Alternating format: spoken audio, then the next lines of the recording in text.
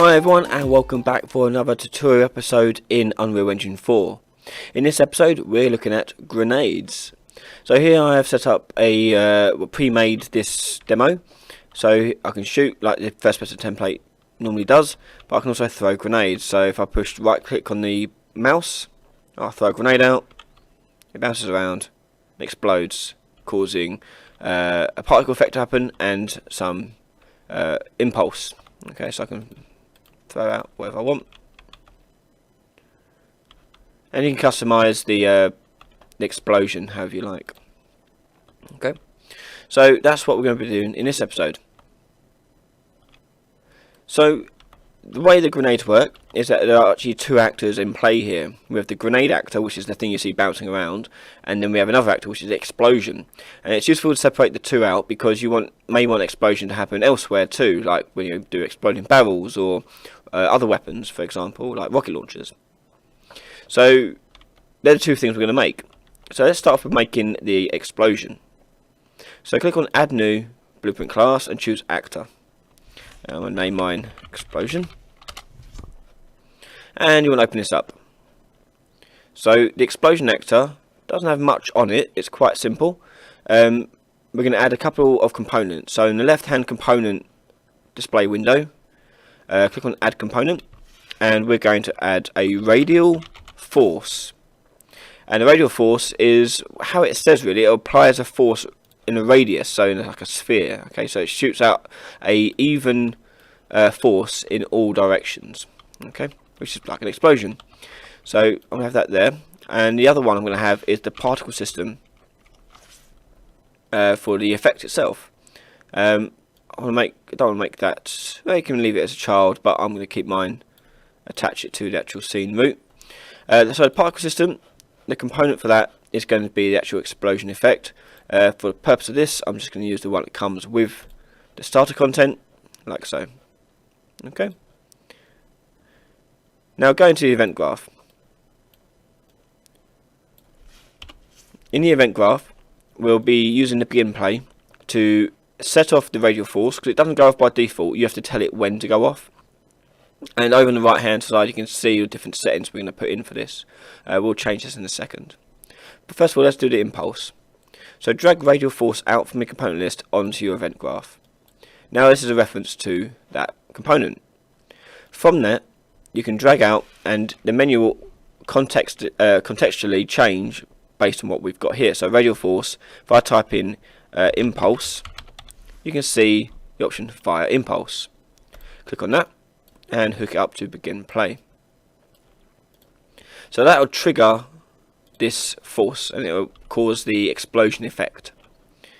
Next thing is to actually kill it. Okay, so I don't want this explosion actor in the world the whole entire time.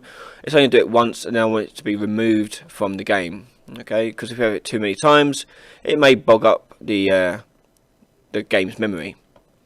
So for that, I'm going to set its lifespan. So from fire impulse, type in set lifespan, and you can do this for any actor really, but here it is, set lifespan, and all you have to do is enter how many seconds you want it to last. So I'm going to put in 3. Now at the moment this radial force is really measly and weak. Okay, so it's a radius of 200, which controls how far it goes. So if I increase that, you can see the effect distance change. So I'm going to change that to 1000. Okay. The strength is how strong the impulse will be.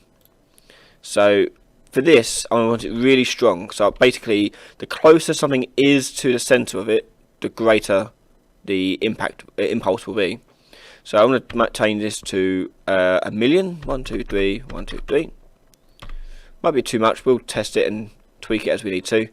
And force strength, I'm going to increase how strong the force should be to 1000. Okay. Click compile, and let's test this out. Let's close this and put it into our environment. And this will detonate as soon as the game starts. So let's put it by this bunch here and test how strong it is. So it's pretty strong, that one. Maybe 1,000,000 was a bit too strong. So let's knock off one of those zeros. Click on Radial Force, And I'm going to take one of these zeros away, compile it again, push play. A bit weak. Let's up that again. So what have we got so far? So that's 100,000. Let's change that to 300,000.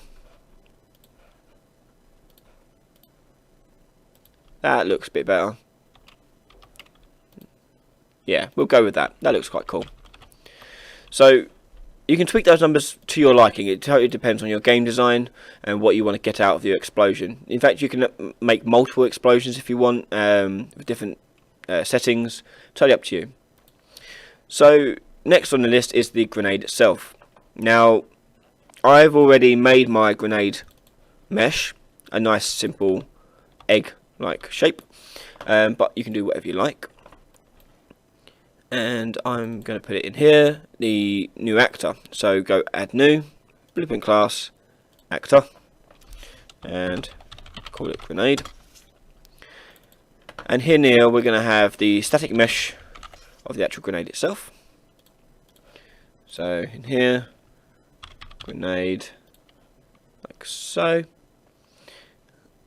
Compile. I think that's all we need to do. So next thing we need to do on here is make it so it simulates physics, so it can be dropped and bounce around. So simulate physics is on, and we'll leave it as that. On the event graph here, we are going to do on begin play the detonate timer. Okay, so this is how we're going to do this. So on event begin play, drag out and do set timer by event. Okay, and we want to make a custom event now. So type in custom event. You see add custom event, and I'm going to name it detonate. And now I can hook that event to that timer. So when this timer goes off, it will call this event. So time for this is going to be 3 seconds. And on the detonate event, what we're going to do is spawn an explosion. So go spawn actor from class.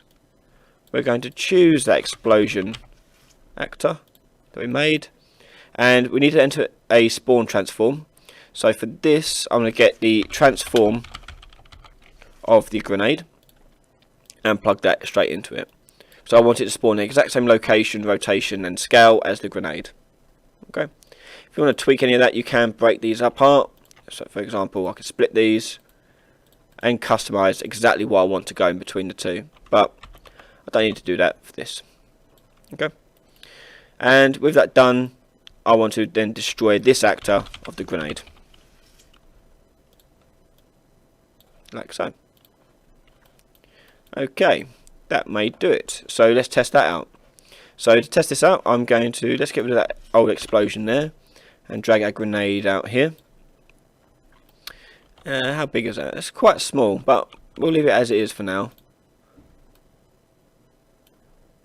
And there's our explosion. Okay, and the grenade's gone. So that's the basic gist of it. For the purpose of this though, I'm just going to increase its size on the static mesh. Let's do by 3, 3, 3. So it's a bit more noticeable. There we go. So push play. 1, 2, 3. There you go. Okay, so that's the grenade, and it has physics on it. So the grenade will drop,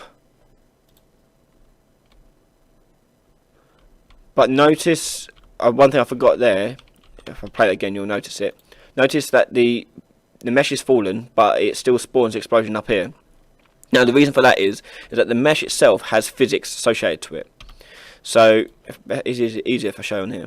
So there's two actually parts to this. You have the default scene route and the mesh. Now the mesh has physics enabled. The default scene route doesn't have physics, and it can't have physics because it's nothing. It's just a location in space. So when you turn the physics on, what actually happens is the default scene route stays where it is, but the mesh itself, the visual representation of the grenade, will fall to the floor and bounce around. Therefore, when we spawn the transform of this actor, we're going to spawn it on the default scene route, not the static mesh. Now, two things we can do. We can get the world location, rotation, and scale, i.e. the transform of the static mesh, and plug that into here, or we can make the static mesh the default scene route. So if I drag and drop that to the scene route there and click save, now the explosion should happen where the grenade actually lands. There you go. Okay, so it should be exactly where you want it to be. Okay, so with that done, the next step is to make it so that we can throw the grenade. So I'm going to go into my player character. This is just a first person character default template. So on here, I'm going to do right mouse button event.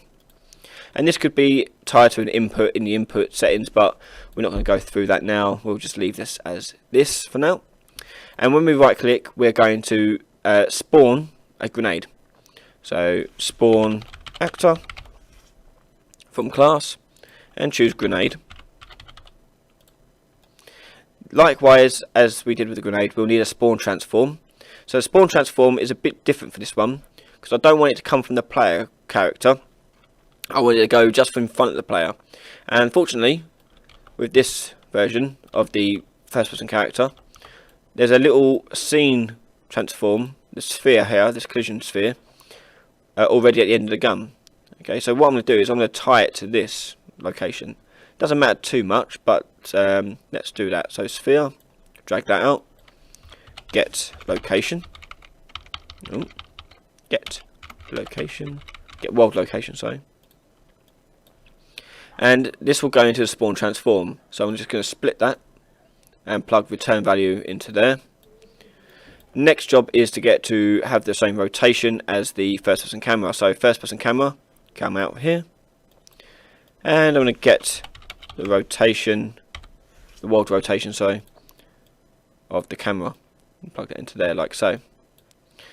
So that will spawn it and it will just drop to the floor. Now we're going to make it look like it's being thrown. And to do that, we're going to add some velocity to our grenade actor. So in return value, drag that out here and go add velocity. Oh, is it add velocity? No, set. Maybe set velocity. Set physics linear velocity. That's what you want. So set physics linear velocity, and it'll put in the link for you. And plug that into the spawn actor. Don't forget to do that. So now we need to enter a velocity. And velocity is handled by direction, a vector. Okay, so if we were to throw it in the X location, I'll just type in 1. Okay, and that'll throw it in the X direction. Not very far though, not very fast. But if I typed in something like 1000, it will throw it really far in that direction. So we get its direction and its speed from a vector entirely, which is what velocity is. It's direction and speed. So what I'm going to do for that is we're going to make the vector based on which way we're looking. So if we were to throw it straight up, it would go straight up. And to do that, we're going to use the first person camera, get world rotation, come out of there and get the forward vector. And what this node does, it looks at the rotation and looks at the direction that we're facing. Okay, so rather than getting this is rotation, this will be getting the direction. Okay, quite different, but quite useful. Now this forward vector is a 0 to 1 scalar. Okay, so basically this vector will be nothing substantial. We need to multiply it by a certain value to make it actually useful, which is going to be the strength of the throw basically. So on the return value, multiply it by a float, and the float we're going to do is 1000. But this could be a variable, could be whatever you like. It's just the strength of the throw, and then that goes into new velocity. Click compile, and we're going to go into a game. I've got rid of the old grenade we put in there. Push play. So when I throw my grenade with the right click, it throws a grenade out and detonates.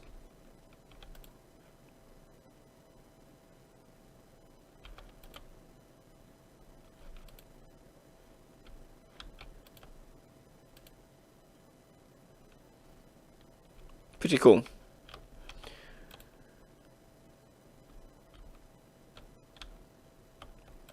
Did it fight the map? Okay. Now it's quite small. we can fix that easily by changing the scale transform here to whatever we like. So we can go 3, 3, 3. You can see it rolling out there a lot better.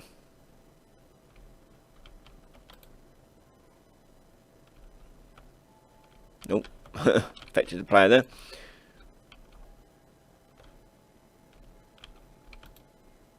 And if I were to throw it straight up, you can see it will just come straight back down onto me. Okay. And that, in the gist, is grenades. Now, there's loads of things you can customize there, such as the explosion strength and radius and impulse strength, as well as the strength of the throw, the location and spinning and speed of the grenade as you throw it. But essentially, that is essentially how you do a grenade. If you want it to come out of a gun, you can make it look more like it comes out of a gun by making it into a projectile object, which is pretty self-explanatory. You just open up a first-person projectile if you want a clue of how to do that. You've got instructions there, but you can really customize it however you like, fit for your game. If you do have any questions about this video, please let us know in the comments below. If you have liked this video or any others I've done, please subscribe to the channel so you can get the weekly updates. I do release a video every week, or try to at least one. And if you like what I do, support us on Patreon. For $1 a month, you can get access to videos 2 weeks ahead of time. So thank you very much, and I'll see you next time. Bye bye. Hi everyone, if you do like these videos and you have liked what I've done in the past and want to see what else I can do, all your support is greatly appreciated on YouTube. However, I do have a Patreon set up as well where you can support me even further. Money donated by yourselves will help me make better videos and better content, and more frequently, hopefully. Plus it will help me develop my own projects. Currently I'm in a project at the moment, and I'll hopefully be able to share that with you soon. If you do choose to donate and subscribe to us on Patreon, you do get access to videos 2 weeks ahead of time, plus there are many other rewards available to you too. So head on over to www.patreon.com/Ryan Laley, and thank you for all your support, and I'll see you next time. Bye.